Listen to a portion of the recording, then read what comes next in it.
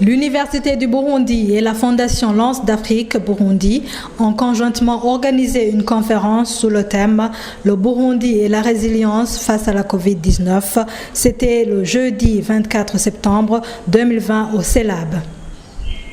Cette conférence a été financée par le gouvernement du Burundi à travers l'Université du Burundi, la Fondation Lance d'Afrique Burundi, l'Organisation mondiale de la santé, l'Université Espoir d'Afrique et Charisma University. Dans son discours d'accueil, le recteur de l'Université du Burundi a adressé de vifs compliments à l'Organisation mondiale de la santé, OMS, et la Fondation Lance d'Afrique Burundi. Il a indiqué que le thème choisi est très fédérateur avec un caractère interdisciplinaire au moment où la pandémie de la COVID-19 fait rage dans le monde et que le Burundi n'est pas non plus épargné. Je salue également la présence du représentant de l'Organisation mondiale de la santé au Burundi et sa délégation. Cela constitue un signe éloquent que la représentation de l'OMS au Burundi soutient les initiatives des scientifiques burundais visant à trouver des solutions durables aux différents problèmes qui minent notre société. Je n'oublie pas de remercier sincèrement la Fondation Lance d'Afrique, co-organisatrice de cette conférence, pour les initiatives combien louables visant à renforcer le partenariat entre la Fondation et l'Université du Burundi.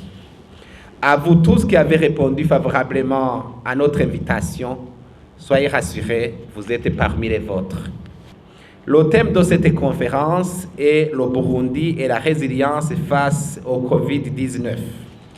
Il s'agit d'un thème fédérateur à caractère interdisciplinaire.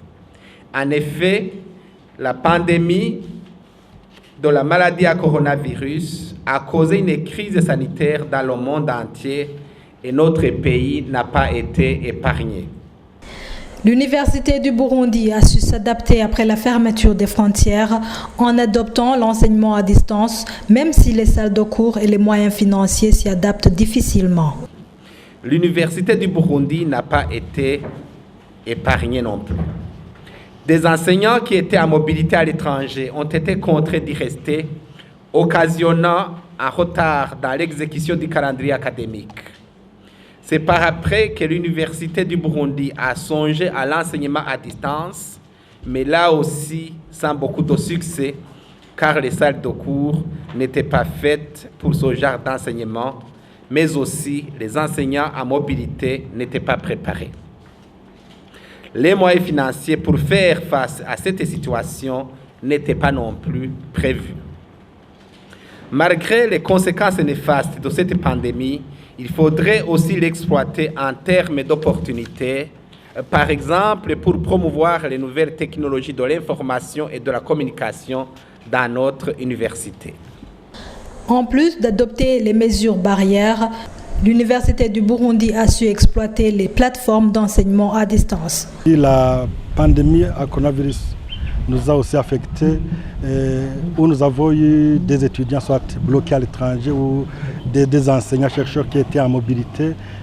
Avec la difficulté dans l'organisation des voyages, on a été obligé de faire recours au TIC, aux techniques de l'information et de la communication, avec l'exploitation des plateformes d'enseignement en ligne et à distance. Madame Florence Nisabge, cofondatrice de la Fondation Lance d'Afrique Burundi, a donné les objectifs de la fondation qu'elle dirige et les motivations pour co-organiser cette conférence avec l'Université de Burundi et ses chercheurs. C'est l'autonomisation économique de la femme et de la jeune fille et des personnes vulnérables. Et cette autonomisation n'est pas possible si l'environnement ne le permet pas. Et comme vous le savez, ces derniers jours, nous vivons une situation de choc qui est la pandémie du Covid-19 qui a fait que les frontières ferment, certaines activités économiques s'arrêtent.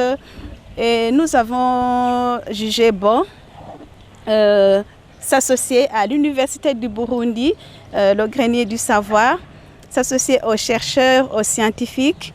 Nous nous sommes associés aussi à l'Organisation mondiale de la santé pour voir ensemble, à travers cette plateforme, comment les chercheurs peuvent présenter leurs recherches devant leurs pairs pour évaluer et adopter des recommandations que le gouvernement du Burundi peut implémenter pour faire face à toutes les conséquences de la pandémie du Covid-19.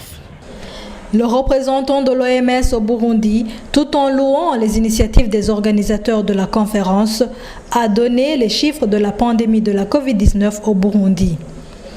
Il a par la même occasion félicité le gouvernement du Burundi pour ses efforts dans la lutte acharnée contre ce fléau mondial. L'organisation d'une telle conférence contribue sans conteste à renforcer les acquis du gouvernement dans la lutte contre cette urgence sanitaire mondiale en y engageant toutes les parties prenantes aux côtés des autorités gouvernementales.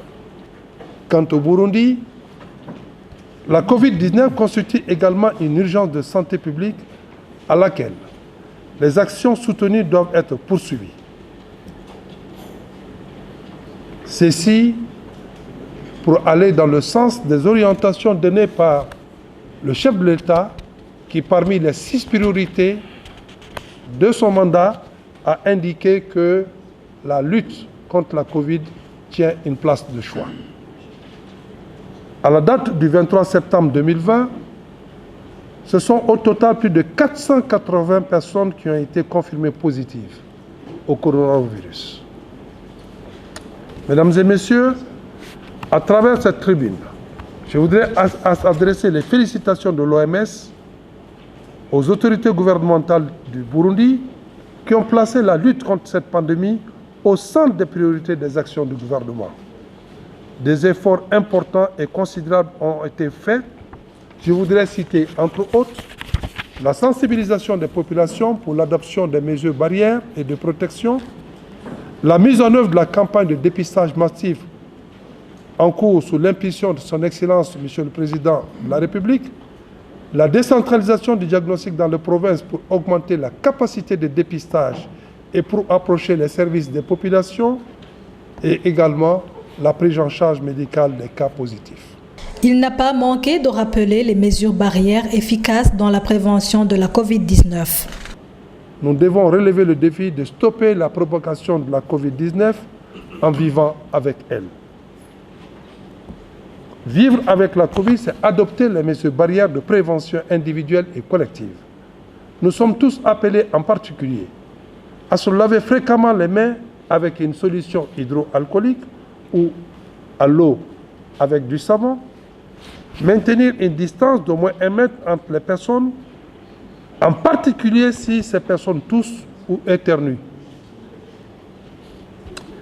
Éviter de se toucher les yeux, le nez, la bouche, afin d'éviter les contacts avec le virus présent sur sa surface, se couvrir la bouche ou le nez avec le pli du coude ou avec un mouchoir en cas de toux ou d'éternuement, puis jeter le mouchoir immédiatement dans une poubelle fermée, et également une incitation à porter des masques, surtout dans les espaces confinés où on peut avoir un risque de transmission élevé.